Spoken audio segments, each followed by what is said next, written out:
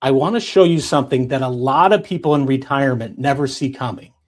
For a lot of retirees, the ones that really did everything right, the ones that saved diligently and build up a solid plan and all of that, they then get into retirement and then they just don't spend what their plan actually allows.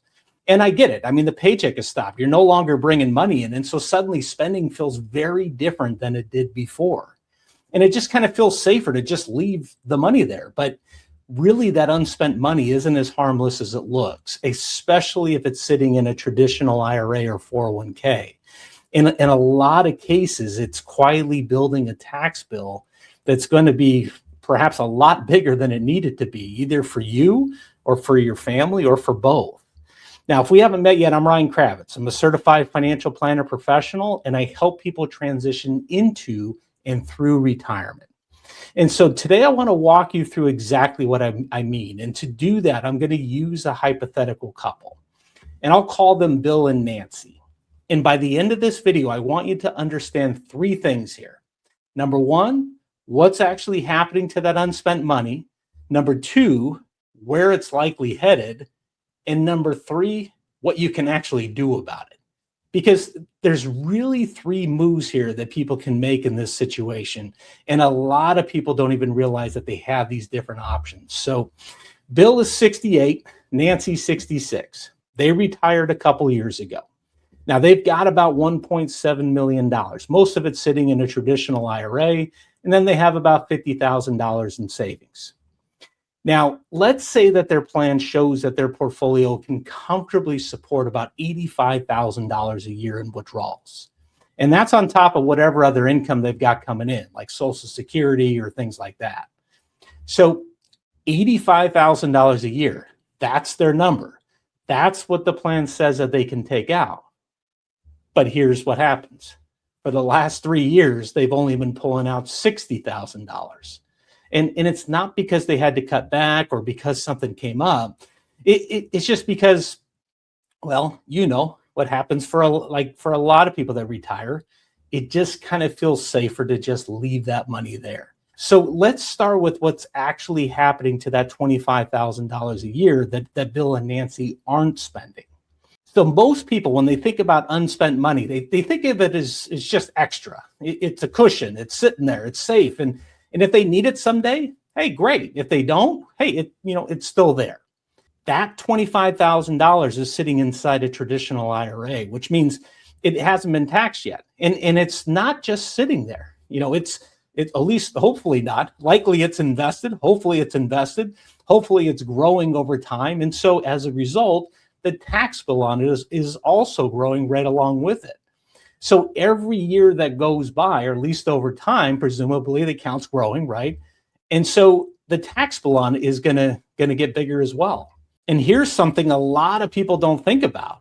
Every year based on your income, you may have some room left in your current tax bracket, room where you could take out or convert additional IRA dollars without then jumping up into that next tax bracket.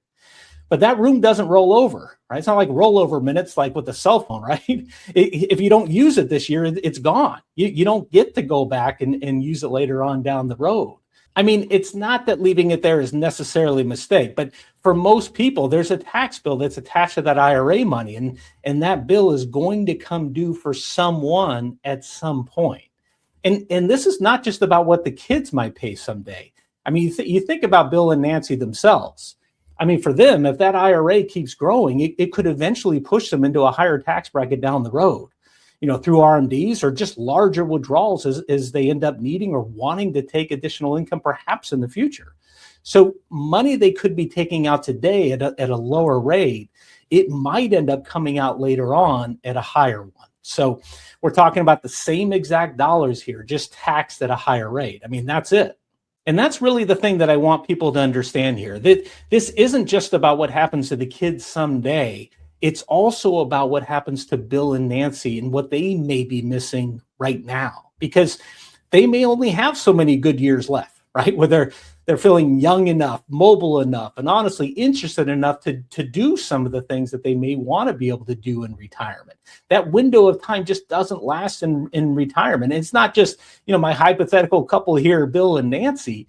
I mean, this is all of us as we get into our 60s, 70s, 80s. Like as we get older, the desire to do some of those things tends to go down. So let's follow the money forward here, because this is really where it gets interesting. Because if Bill and Nancy keep this pattern up, if they keep pulling out the $60,000 a year when their plan says they could actually take out 85,000, well, that extra money just, again, it stays in the IRA, and presumably it keeps growing. And eventually, when they're both gone, it will pass to the kids. Now, here's the part that a lot of people don't see coming. So under the current rules, when an adult child inherits a traditional IRA, they generally have to empty that account within 10 years. And depending on the details, there may even be annual distributions that are required along the way.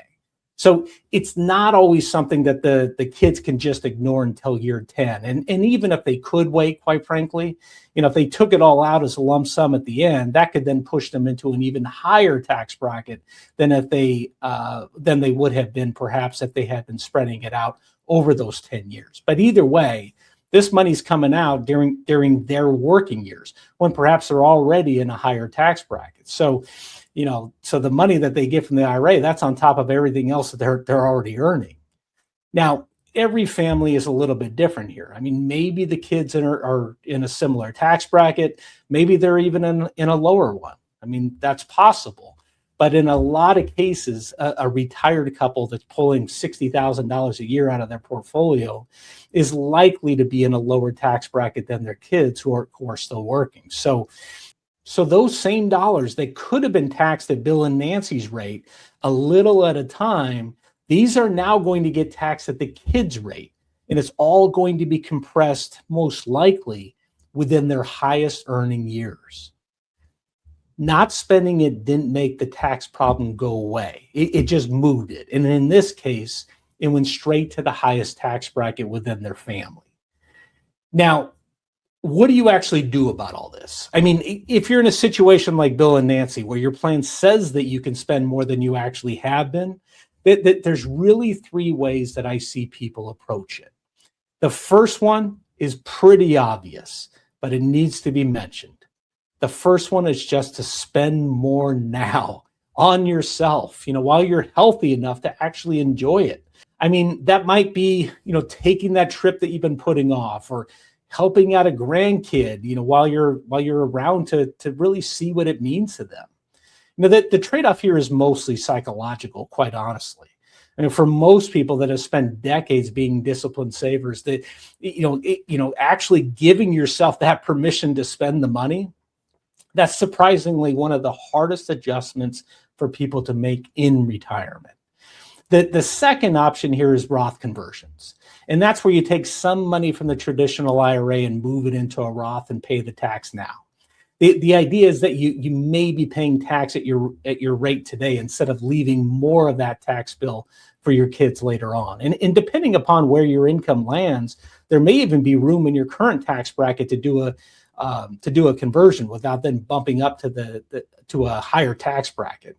Now, for Bill and Nancy, this is where that $50,000 in savings actually matters, because when you do a Roth conversion, you're going to owe tax on whatever you convert.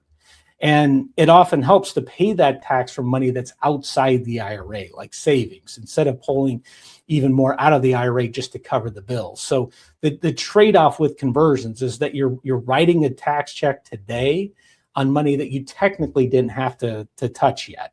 So it's not a decision that you make casually, but for the right person in the right situation, it can certainly make a lot of sense. The third option is gifting. So let's say you take money from the IRA, put it in your checking account, maybe give some of that money to your kids or to your grandkids. And that can be really nice because you can see them experience it while you're here.